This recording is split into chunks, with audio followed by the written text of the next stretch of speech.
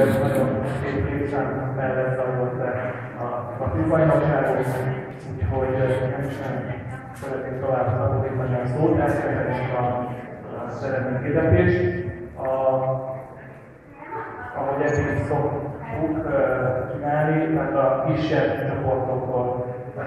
csoportok eredményével fogjuk kezdeni, és tudjuk a nagyobbak felé menni.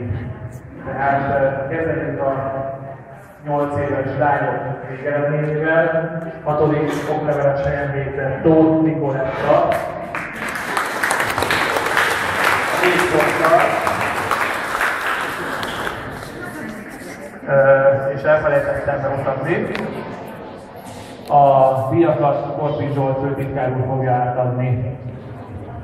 Mindenképp maradj itt, és akkor egy fotót majd mindenkiről. 5. helyen végzett Héja Iris Anna. Ő is 24 ponttal.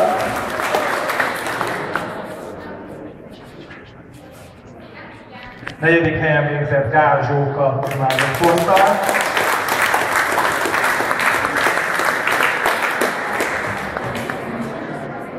3. bronzérmes helyen Karácsonyi Kata végzett 5 ponttal és jó volt értékkel.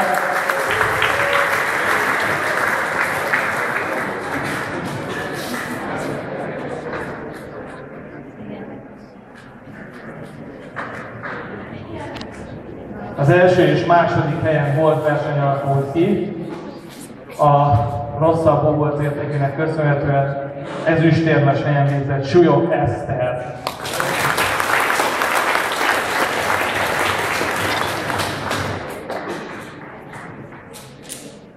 És a bajnok a 8 éves lányoknál Szabó Lili lett 6 ponttal.